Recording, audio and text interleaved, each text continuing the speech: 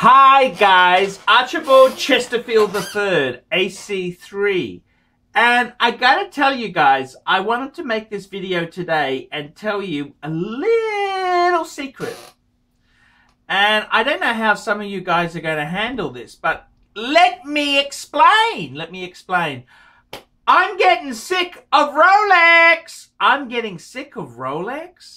And I gotta tell you, I mean, I love Rolex. You know, Rolex is one of these brands which is hugely popular, probably the most famous luxury watch brand out there. Hugely popular, a lot of demand for it.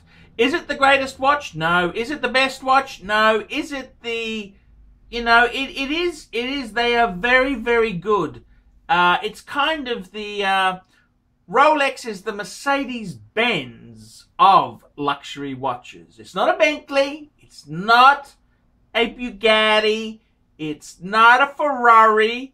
It's a Mercedes. A little bit boring, very overpriced for what you get, but brilliant residuals. Unless you've got an S-Class, which is another story. But you know what I mean. And I gotta tell you there, Rolex is starting to be a little bit boring. Like, they don't really have Guilloche dials. They don't really have fancy movements with polishing and, you know, all that horology sort of stuff. It's very, very utilitarian.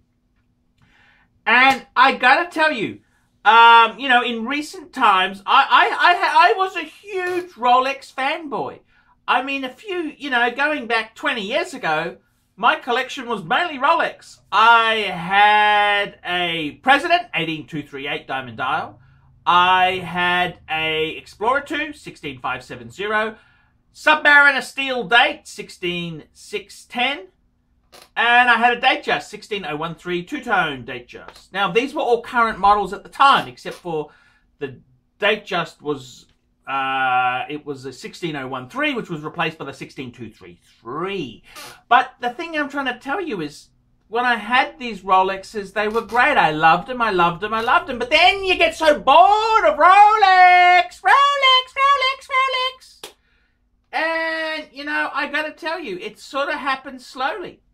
The story is that when I was in the early noughties, after I'd gone broke and lost all my money and, you know, I was just doing a job, I then saw the Breguet Type 20. Erin Vale on a bracelet. I thought, oh my God, that is such a beautiful chronograph. And that's what sparked my interest in chronographs. So that was a huge change for me. Then, you know, sure enough, time went on. The Speedy appealed to me. The Speed Master. Man on the moon. And, you know, in recent years, I got to tell you, Rolexes haven't been that great value. They've been expensive. And, you know, I've kind of been interested in other things. I had a stage when I sold a few things off. I had a mini Rolex collection. I had a No Date Sub 14060, Explorer 2 16570, steel Datejust with white gold bezel 16234. Yeah, that's what I had. 3 steel Stunner Rolexes. And, I mean, they were good pieces, but some of the other brands lured me in. I mean, IWC, I know, you get a lot of slack for mentioning the IWC. People didn't really like it, but I gotta tell you, now that I crossed the IWC bridge, would I go back to a Rolex? And I gotta tell you, I honestly think my IWC Ingenieur is the perfect Gerald Genta design piece. I had the AP. I couldn't stand the AP. It was just a shit to live with. But the IWC Ingenieur is just, it's done well. Beautifully done. It's a big watch, 42.5mm, really thick baby too. I quite like it. I really, really like it. And I got to tell you, that's been a great piece. I've enjoyed owning that. And I got to tell you, you know, another piece I really love is my Jaeger LeCoultre Reverso Grand Date. I love that piece. Love that piece to death. The Reverso Grand Date, it's so cool. I love it, man. I love that piece.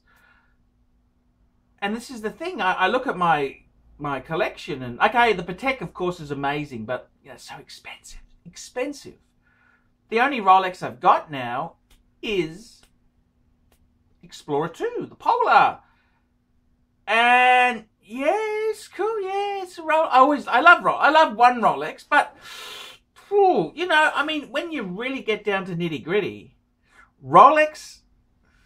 I mean, yes, they're good. They're waterproof. They do things so well. They dot the I's and cross the T's so well. But I gotta tell you, they are Rolex itself. There is very, very utilitarian. I like a bit of, I don't know, I've had these watches for a while. I like to have some fancy-wancy stuff. I mean, my IWC's got the most beautiful bracelet. It's got the beautiful dial with the eye engraved. I mean, that's expensive to do. It's hard. Why would you do it? And this is the whole thing. I love the way these other makers do things. And I really wonder, with Rolex, are they too boring? And I know you've got really good residuals. Yes, I understand. But it's kind of boring. It is kind of boring. So, yes, that's my opinion. That is my opinion. So there you go. I'm Archibald Chesterfield III, AC3. Tell me what you guys think of that. I still love you, Rolex!